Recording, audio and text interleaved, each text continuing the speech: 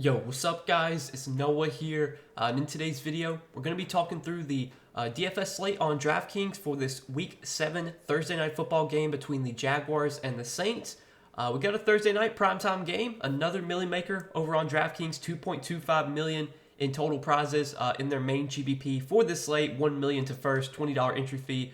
We got a showdown slate to break down, guys. As always, we are going to go top to bottom. We're going to talk about all the playable options on this showdown slate, all the guys I do have interest in. Now, before we get started with the breakdown, as always, if you guys do enjoy these DFS videos, if they do help you out, please hit that like button down below. I always do appreciate the likes. Make sure to hit that subscribe button if you guys have not yet. And also, if you are new to the channel and if you have never checked out PrizePicks before, we are sponsored with PrizePicks. You guys can sign up for PrizePicks. You can use my promo code NOAH. When you do sign up, you will get your first deposit matched up to $100 when you sign up for PrizePicks with my promo code. And I do want to give a shout out to PrizePicks. If you look on the screen right now, they did post a free square for the NBA season, which does start a week from today. So I'm recording this video on Tuesday. Next Tuesday on October 24th is when the NBA regular season starts.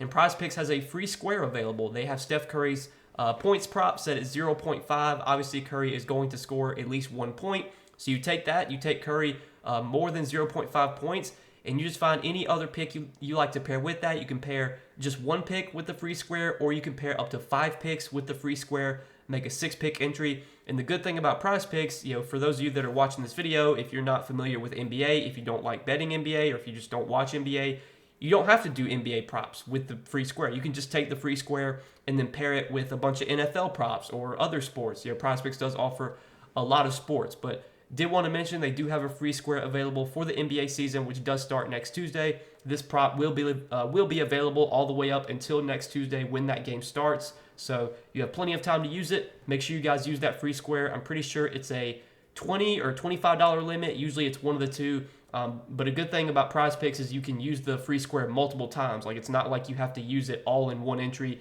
You can make 4 different entries, put $5 on each entry, just until you reach that max limit of whatever it is. I think it's 20 usually for free squares, sometimes 25. But definitely take advantage of that, guys. And again, if you're not on PrizePicks yet, get signed up over there. Use that promo code NOAH. You will get your first deposit matched up to $100. And as always, I will be sharing some props that I like for this Thursday night game. I will probably make that video sometime on Wednesday. Right now, when I'm making this video on Tuesday, there's not much on the board right now for this Thursday night game, so I'm going to wait until they add more props, and then I will make a video for this game sharing some props that I like. Be sure to check that out if you guys are playing on PrizePicks and you want to know some plays that I like for this game. But let's go ahead and talk about this game. Let's talk about the showdown slate, and we're going to, again, go top to bottom, guys. We'll start off at the top with the top 2 most expensive plays on the slate, which are the running backs, surprisingly. Usually the quarterbacks are kind of priced at the top, but for this slate, we have the running backs as the most expensive options. Alvin Kamara, $10,400, and then Travis Etienne, $10,200. Both of these running backs have had big-time workhorse-type roles this season. We'll start off with Kamara first. So we saw Kamara return from suspension in Week 4 against Tampa Bay, and he was thrusted into a big role, got 24 touches, 11 carries, had 13 receptions. The week after that against New England in a blowout win, he had 22 carries, 3 receptions, and then last week against Houston, 19 carries and 7 receptions. Kamara has seen 20-plus touches in all 3 of their games this season. The pass game usage has been great. We know Kamara is one of the best pass-catching running backs in the league. He continues to get a ton of involvement in the passing game. He's pretty much a game script-proof running back. Even if the Saints are playing with a lead, Kamara is going to be out there getting carries. If they're playing from behind, Kamara is going to be out there catching passes. Honestly, for a guy like Kamara, I think you want the Saints probably playing from behind, because I think Kamara really flashes his ceiling when he's getting a lot of catches, like we saw in Week 1 when he had 13 catches and last week 7 catches. But either way, he's going to project really well here just with how much usage he's getting right now. He's playing on a large majority of the snaps. If you look at their Week 4 snaps, that first game back from suspension, Kamara still played 75% of the snaps in his first game, 63% in that Week 5 game against New England. Worth noting, that game was a blowout. Kamara did not even get a full workload in that one because it was a blowout. And then last week, 80% of the snaps. Now, I do want to mention that Jamal Williams could return from IR this week. The Saints might get Jamal Williams back. But even if Jamal Williams returns, I don't think he's going to really cut into Kamara's usage. I would expect Jamal Williams to pretty much just take the Keandre Miller role, the role that Miller's been playing lately. I would expect that role to go to Williams. I think we can still project Kamara for probably close to 20 touches here, if not more than 20 touches. At 10,400, he's one of the better plays on this slate, I think. And then Travis Etienne, similar situation, just getting all the usage right now at the running back position for the Jaguars. He's getting close to 20 carries a game. He's getting good usage in the passing game as well. And it looks like his pass game usage this season has increased from last season. Last season, for some reason, and honestly, since he's been with the Jaguars, he hasn't really been involved a ton in the passing game. But we saw when Etienne was at Clemson, he was a really good pass catcher. And so far this year, the Jaguars have been using Etienne more in the passing game. At least 3 targets in every single game this season. 2 touchdowns in back-to-back weeks. Been running hot on the touchdowns lately, but still, with the volume he's getting right now, it's hard to consider Etienne a bad play on this slate. The only thing that I think we should worry about here is just the matchup, I guess. The Saints have been a pretty tough team to run on. They have been a pretty tough matchup for running backs. They're allowing the 3rd fewest fantasy points to running backs this season. The Jaguars are allowing the 4th fewest running back points, so neither one of these running backs are in great matchups, but still, the usage, the volume they're getting make them both stand out as pretty good plays on this slate. Now, like in cash games, I think I might take the quarterbacks over the running backs. I typically prefer quarterbacks in my cash game lineups just because quarterbacks do give you the highest floors, I think. But you could argue that these running backs have high floors as well, higher floors than the quarterbacks with just how many touches they're getting. Now, let's talk about the quarterbacks. So, like I said earlier, I am recording this video on Tuesday, and right now on Tuesday, we haven't gotten official word on Trevor Lawrence's status yet for this game, but it looks like he's going to play. We did just get a report right before I started recording this video that Lawrence is optimistic to play this game. So I am expecting Trevor Lawrence to play here. If Lawrence does not play, you would see CJ Beathard or Beathard. He would start at quarterback. DraftKings actually did price up Beathard a lot to 8,600. I don't know if he would really be someone I'd be running to roster, even if he starts here, just because I don't think he's like the best quarterback. It's a really tough matchup, and he's not that cheap either. But for now, I think we can just assume that Trevor Lawrence is starting this game. It looks like that's going to be the case. And in 9,600, I think Lawrence looks like a pretty solid option here. Matchup, again, is not the best. This is a game that I think is going to probably be lower scoring. This game only has a 39.5 total, so I don't think we're going to see like a ton of points scored in this game. But again, quarterbacks just give you such a high floor. A guy like Trevor Lawrence, even on a bad game, he can still give you like 12, 13, 14 DraftKings points. So he's a solid play on this Showdown slate. Probably a cash game must, I would think, if you're playing cash games. For tournaments, I definitely think playing Lawrence in the flex spot is going to be something you want to do. Now, for the tournaments, would I play Lawrence at captain? I don't think I would play Lawrence at captain. I think I'd be a lot more likely to just play his wide receivers at captain. Just because I think those guys are more likely to put up big ceilings, especially with DraftKings, PPR scoring system. DraftKings scoring system favors receivers more than it does quarterbacks. But yeah, the floor that Lawrence gives you on a weekly basis and on this slate makes him a solid option at 9,600. And then you have Derek Carr at 8,800. Now, Derek Carr this season has not been great for fantasy. We've really only seen him have like a couple good fantasy games. Week 1 against Tennessee, he did have 18 DraftKings points. Last week, he had his best game of the season, 20 DraftKings points. He did throw for 353 yards last week, but it's worth noting that was a game against Houston where they were pretty much trailing the entire game, and Carr had to throw the ball 50 times. I don't think we can project Derek Carr for 50 pass attempts really ever. I think most weeks he probably projects to throw the ball like into the low 30s, like 32, 33, 34 pass attempts.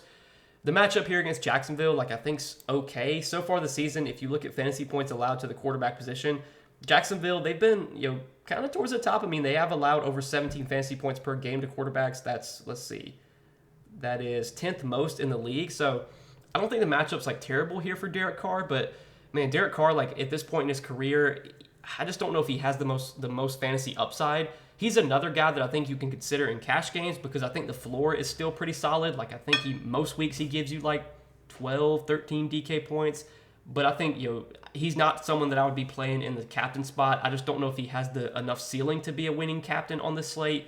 And if by some chance if Derek Carr does have a really big game, throws for 300 yards and multiple touchdowns, or there's a good chance that if he throws for 300 yards and multiple touchdowns that let's say Chris Olave probably has a really big game, and I think Olave would be the guy you would want at captain over someone like Carr. So I don't think I would be using Carr in the captain spot, but for the flex spot, I think he's totally fine. And I think for cash games, he's another just kind of like high floor option. Feels safe, but I think the ceiling for Carr is pretty limited. Then do want to mention Chris Olave. So Chris Olave has clearly been the number one wide receiver for the Saints, just the last 2 seasons, and this season the target volume, the usage for Olave has been really good. Double-digit targets in 4 out of their 6 games. He is a guy that does offer really big play upside, has a pretty big ADOT this season. He's a guy that Carr can target deep down the field. We have seen somewhat of a low floor on Olave. Like, he does have 2 games, week 4 against Tampa Bay, week 5 against New England, where he only had one catch for 4 yards and then 2 catches for 12 yards. But still, like, those are not games you typically expect from Olave. Most weeks you expect him to at least get you 4, 5, 6 catches, 60, 70 yards, could find the end zone. At 9K, I think Olave is firmly in play for tournaments here. For cash games, I would probably prioritize the quarterbacks over Olave, and I think I would prioritize the running backs as well over Olave, but I have no issue going there in tournaments. And I think, as a captain option, Olave does offer a ton of upside. He is firmly in play in the captain spot.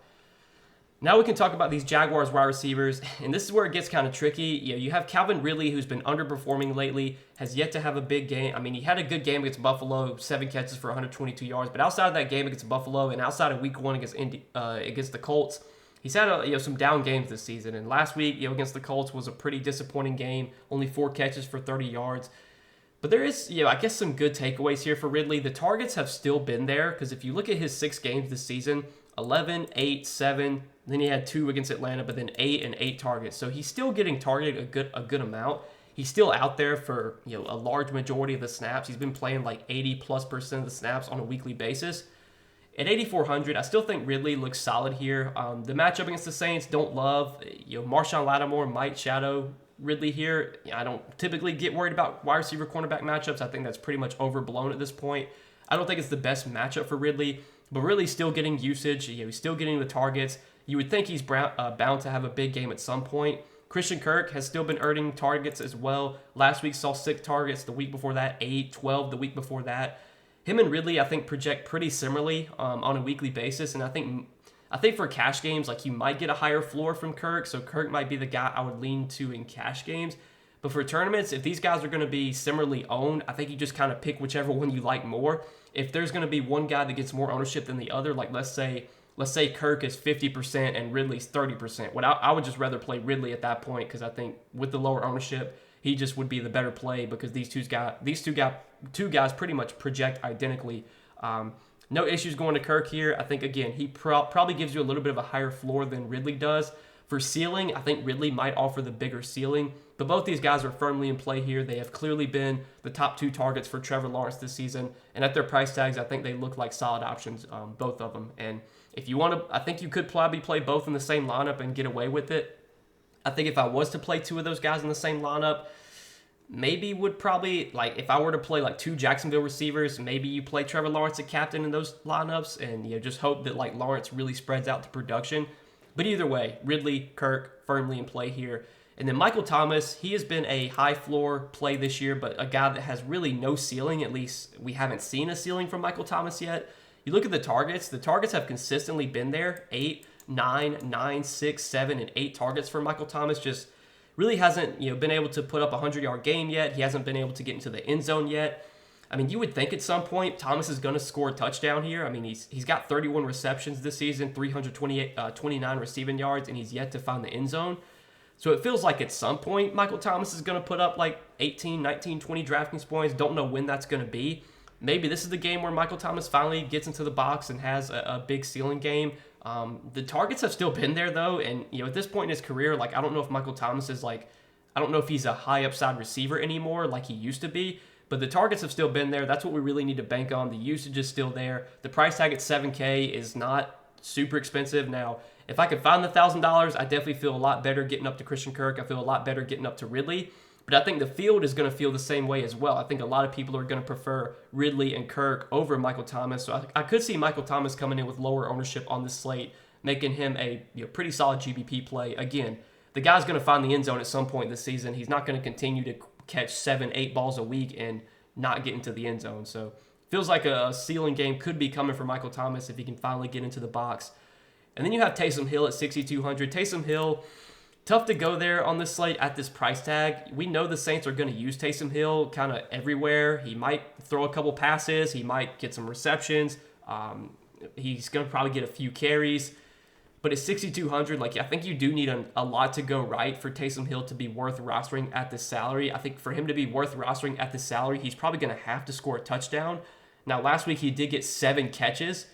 I don't think we can project Taysom Hill for 7 catches pretty much any week. Like, they just haven't been using him that much in the passing game. I think last game might have been a little bit of an outlier, but if you do look at the snaps last week, he did play a season high 60% of the snaps. So that type of usage is encouraging. But again, at this price tag, I think Taysom Hill is just nothing more than a dart throw at low ownership. He's going to be very low owned. If you want to take a shot on him, I don't hate it, but I would definitely feel a lot better about rostering these other guys that we've talked about. Now we can talk about some of the value on the slate. Look below 6K. Definitely, I think one of the better values on the slate is going to be Evan Ingram. Evan Ingram, 5,800.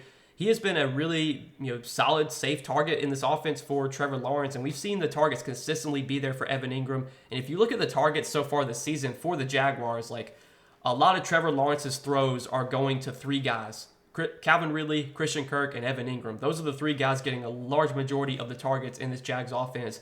And Ingram has seen at least 7 targets in 5 straight games, at least 8 targets in 4 out of their last 5 games. Again, the matchup, probably not the best. The Saints have been pretty good defensively this season against tight ends, I'm pretty sure. Don't think the matchup's great by any means, but when you're getting a guy at 5,800 who probably projects to see 6, 7, maybe 8 targets, this price tag on Ingram definitely feels a little bit too low. I mean, Ingram is a good receiving tight end. He's going to be out there for a large majority of the snaps. He's definitely too cheap, I think. He should be priced up there with a guy like Michael Thomas. I think getting Ingram at 5,800 is definitely a steal. So I do like Evan Ingram a lot for value. The defenses and the kickers on this slate, defenses don't love. The Saints defense is in a pretty good spot, I think, at home in a probably what's going to be a lower scoring game, but they're also 5,400. They are pretty expensive. And then you have the Jaguars defense at 3,800. I'm not super big on the defenses here. Defenses, I think, again, I've said this so many times, the defenses tend to be over-owned in Showdown. Defenses have been good in Showdown this season, but I would think most weeks, you can't expect defenses to go out there and put up like 15 Draftkings points. Like, the defense scoring is just so tough to predict, and I think most weeks defenses project to get like 6, 7 points, which at their price tags, that's not really going to get it done. So I'm not big on the defenses here. The kickers are fine. Kickers are always fine values. The Saints kicker is 5,200. The Jaguars kicker is 4,800. They're not super cheap, but still both are in play for value. Then you do have Rashid Shaheed at 5K. Rashid Shaheed has been like a boom bust option this year for the Saints. He's a big play guy, but he's not going to get a ton of volume. He only probably projects to see like 4 or 5 targets, and you just got to hope that he has like a long touchdown catch or has like a 50, 60-yard catch, because other than that, he's probably going to disappoint. You look at his game log this season, he's got 3 games with double-digit DK points, and he's got 3 games with single-digit DK points. 18, but then 4, 6, 6, 10, and then 20. So it feels like Shaheed is either going to give you like 5, 6 DraftKings points, or he's going to give you like 15, 16, 17 DK points. He's a typical GPP boom bust option. He's a guy that's going to be out there for a decent amount of snaps. Like, if you do look at the snaps last week, I mean, he did play 76% of the snaps. He has been operating as the clear wide receiver 3 for the Saints. At 5K, I think he's fine, but I don't feel great about him. I think the floor on Shaheed is somewhat low, but I think the ceiling is relatively high because he is a guy that does offer a lot of big play upside. He's a fine tournament play. Don't know if he's someone that I'd be considering in cash games, though. And then I do want to talk about Zay Jones. I think Zay Jones is kind of a big injury to monitor on this slate. So Zay Jones has not played since week 5. I think he's been out the last 2 weeks, I'm pretty sure. He was out last week, but we don't know yet if Zay Jones is going to return for this game. It's a short week. We'll have to monitor the injury report. I think it's a really big injury, though, just because if Zay Jones does return, he is super cheap, 3,400. I mean, that's really cheap for Zay Jones. And if you look at the 3 games Zay Jones has played this season, he's been targeted a good amount. 7 targets week 1 against Indianapolis. 6 targets week 2 against Kansas City, and then in the week 5 game against Buffalo, he got 5 targets. He's been playing a good amount of the snaps too. Week 1, he played 89% of the snaps. Week 2, he played 66% of the snaps. He is the clear wide receiver 3 for the Jaguars when he's healthy. 3,400 is way too cheap for Zay Jones if we assume he's going to be back in this game fully healthy. Now, again, recording this video on Tuesday, we don't have any update yet on Zay Jones, but if Zay Jones does return and if he is full go, I think at 3,400, he's one of the best value plays on this slate. He reminds me a lot of Michael Gallup on Monday night. I know Michael Gallup Monday night did not have the best game, but at 2,800, he was way too cheap for the role that he had. He projected really well at his salary. I feel like that's going to be the same here for Zay Jones. I think Zay Jones is going to project really well at this salary. Definitely looks like a top value, assuming that he does play. Then I do also want to talk about Jamal Williams, just because there's a chance he could return from IR for this game. He was estimated as a limited participant in their Monday's practice report. We don't have Tuesday practice reports yet, but we'll have to see if Jamal Williams returns here. Again, if he does return, I would expect him to probably get some of the early down work. I don't think he's going to take a ton of touches away from Alvin Kamara, but he probably would project to see like 5, 6, 7 carries, maybe a couple targets. At 4,200, I would think Jamal Williams would probably be nothing more than a dart throw if he does play. But I did want to at least mention him as a value option. And then a couple more value plays. There's not too much else down here that I really love. You do have Foster Moreau, who's been the #1 tight end for the Saints, splitting snaps kind of with Taysom Hill. Last week, Foster Moreau did play 48% of the snaps, saw 4 targets. He's typically been a good receiving tight end. We just haven't really seen him used much in the Saints offense. We haven't seen him targeted a ton. But if he's going to be out there for at least like half the snaps running routes, he's a sprinkle, or he's worth a sprinkle in tournaments. I think at 3,200, he's probably going to have to score a touchdown to be worth his salary. But again, at 3,200, he is playable. Tank Bigsby is going to back up Travis Etienne. Probably projects to see like a couple carries. Nothing more than just a dart throw at best. If you roster Tank Bigsby, you're probably just hoping that he gets like a goal line touchdown. You're hoping he just steals a goal line touch away from Travis Etienne. Other than that, I think Bigsby's pretty much out of play here. If Jamal Williams returns, I have no interest in Keandre Miller. If Jamal Williams remains out, then you could maybe look to Keandre Miller. But with Kamara healthy, assuming this is a competitive game, Keandre Miller only projects to see a couple touches. He got 16 touches in their Week 5 game against New England. But again, that was a massive blowout, and I'm pretty sure all those touches came in garbage time when Kamara was resting on the bench. So, yeah, not a ton of interest in Keandre Miller. I don't think there's really much interest in really anyone else down here. Jamal Agnew, he has been operating as the wide receiver 3 for the Jaguars with Zay Jones out. Even if Zay Jones remains out, though, I don't have a ton of interest in Agnew, even though he has been playing some snaps lately. Like last week, he did play 20 snaps. He just really isn't getting targeted. He's not the best receiver. He's more of like a punt returner. He's not a guy that's going to get a ton of targets in the passing game. So maybe if Zay Jones remains out, you could consider Jamal Agnew, but he's nothing more than a dart throw, I think. If Zay Jones returns, I have zero interest in Agnew. And yeah, I think that's pretty much it. There's some guys down here at $200 that are probably going to get some snaps, but I don't think any of these guys project to see more than just a target or two. They're nothing more than just dart throws at best. So I think that'll do it, guys. That'll do it for this Thursday night football game between the Jaguars and the Saints. Not the most exciting game this Thursday night. Low total game. Probably going to be kind of a lower scoring one, but we still do have a Millie Maker on DraftKings. So obviously I wanted to give you guys my breakdown of this Showdown slate and what I like for Thursday night. Hope you guys, though, did enjoy this video. As always, appreciate you watching. Make sure you guys hit that like button down below if you did enjoy. Hit that subscribe button if you have not yet. And be sure to go check out the sponsor, PrizePicks. Again, guys, we talked about PrizePicks at the beginning of the video. If you're not signed up for PrizePicks yet, get signed up over there. Use that promo code NOAH. You will get your first deposit matched up to $100 when you sign up for PrizePicks with my promo code. And make sure to take advantage of the free square that PrizePicks is offering. They have Steph Curry's points prop set at 0.5. That will be available all the way up until next Tuesday when the NBA regular season starts. Make sure to take that free square and then pair it with any other prop or props that you like. It does not have to be NBA props, though. It can be NFL. It can be any other sport you like. PrizePicks does offer a lot of sports and a lot of different markets, and that's what makes their site so great. You can mix and match sports. It's a lot of fun. Guys definitely need to be playing on PrizePicks. Get signed up over there. Use that promo code NOAH. Make sure to get your first deposit matched up to $100. But good luck this Thursday night, guys. Thanks as always for watching the video, supporting the content. Appreciate you guys a ton. We'll see you in the next one.